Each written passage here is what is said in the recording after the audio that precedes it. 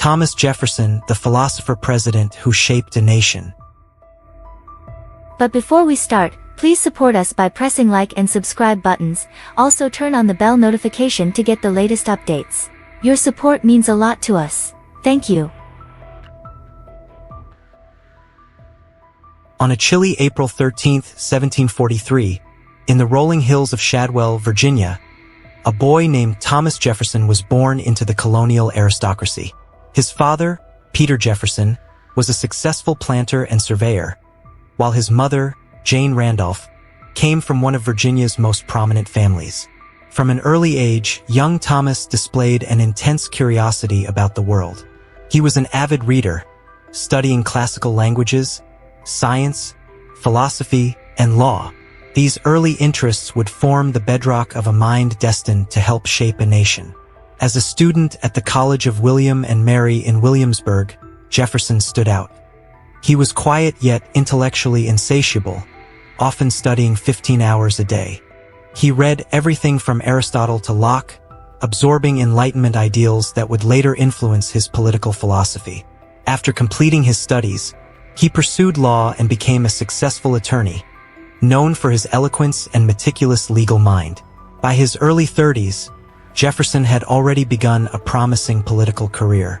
He entered the Virginia House of Burgesses in 1769, advocating for freedom of religion and the separation of church and state. But it was the year 1776 that would etch his name forever into the annals of history.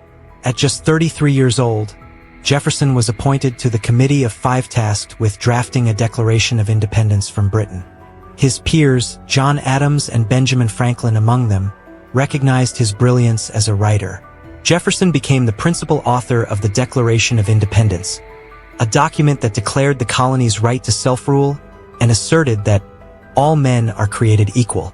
The years that followed the American Revolution saw Jefferson take on increasingly influential roles. He served as governor of Virginia during the war, though his tenure was marred by British invasions and criticism of his leadership. Disillusioned, Jefferson temporarily withdrew from politics. But the country still needed minds like his. In 1785, he succeeded Benjamin Franklin as the U.S. minister to France. There, Jefferson immersed himself in European politics and culture, forging relationships with leading Enlightenment thinkers and observing the early rumblings of the French Revolution. Despite his admiration for France's revolutionary zeal, he warned against the excesses of mob rule and bloodshed that would soon follow.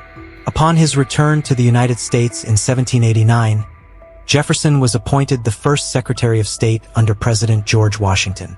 Here, his political philosophy came into sharp contrast with that of Alexander Hamilton, Washington's Secretary of the Treasury. While Hamilton envisioned a strong central government and a powerful financial system, Jefferson championed agrarianism, states' rights, and a more limited federal government. This ideological divide laid the groundwork for the nation's first political parties, the Federalists and the Democratic Republicans. After a bitterly contested election in 1796, Jefferson became vice president under Federalist John Adams, despite being from the opposing party. The tension between the two was palpable, exacerbated by the controversial Alien and Sedition Acts passed during Adams's term. Jefferson viewed them as a direct threat to civil liberties and responded with the Kentucky and Virginia resolutions, which introduced the concept of states nullifying federal laws, a doctrine that would echo ominously in the decades leading to the Civil War. The presidential election of 1800 was one of the most contentious in American history. Jefferson tied with his running mate, Aaron Burr, in electoral votes, leading the House of Representatives to decide the outcome. After 36 ballots and intense political maneuvering, Jefferson emerged as the victor. He referred to his election as the Revolution of 1800, not for its violence, but for its peaceful transfer of power, a democratic principle that became a hallmark of American governance. Jefferson's presidency, from 1801 to 1809, reflected his ideals and contradictions. In his inaugural address, he sought to heal the nation's divisions, famously saying, "We are all Republicans. We are all Federalists." He worked to reduce the national debt, cut military expenditures, and dismantle the Federalist economic infrastructure. Yet his most celebrated and controversial presidential action came in 1803 with the Louisiana Purchase. For $15 million, Jefferson doubled the size of the United States, acquiring vast territory from France. Though the Constitution did not explicitly grant the president the power to buy land, Jefferson justified the deal as a necessity for the nation's expansion and prosperity. To explore this vast new territory, he commissioned the Lewis and Clark Expedition, a scientific and geographic endeavor that mapped the American West and established relations with Native American tribes. The expedition became a symbol of discovery, ambition, and the American frontier spirit. However, Jefferson's presidency was not without flaws. His attempts to keep the U.S. out of European wars led to the Embargo Act of 1807, which prohibited American ships from trading with foreign nations. Intended to pressure Britain and France to respect American neutrality, it instead devastated the American economy and hurt Jefferson's popularity. On the issue of slavery, Jefferson was deeply conflicted. Though he described slavery as a moral depravity, he owned over 600 enslaved people in his lifetime and freed only a few. His relationship with Sally Hemings, one of his enslaved women, with whom he fathered several children, further complicates his legacy. He advocated for gradual emancipation and colonization of freed slaves outside the U.S., but never took decisive steps to end slavery during his lifetime. Despite these contradictions, Jefferson left office in 1809 with his principles largely intact. He returned to Monticello, his beloved Virginia estate, where he continued to correspond with political allies and adversaries alike. His renewed friendship with John Adams, once his rival, became one of the most remarkable reconciliations in American history. Their letters revealed a shared reverence for the revolution they had helped spark, and an understanding of the fragile experiment they had launched. In retirement, Jefferson's final grand project was the founding of the University of Virginia, an institution free from religious influence, dedicated to enlightenment, science, and the liberal arts.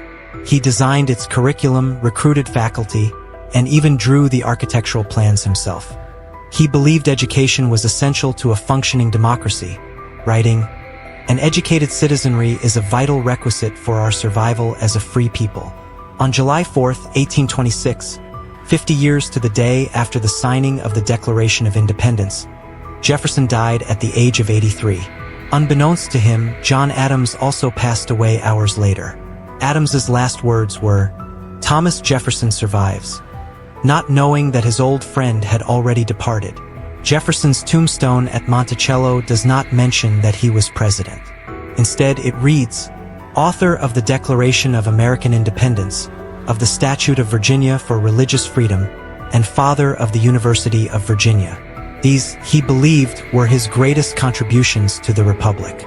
Jefferson's life was one of brilliance and paradox. He gave voice to the ideals of liberty and equality.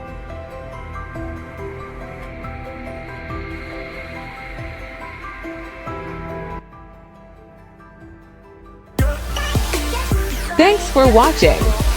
Please like, share and subscribe if you like videos like this. Thank you.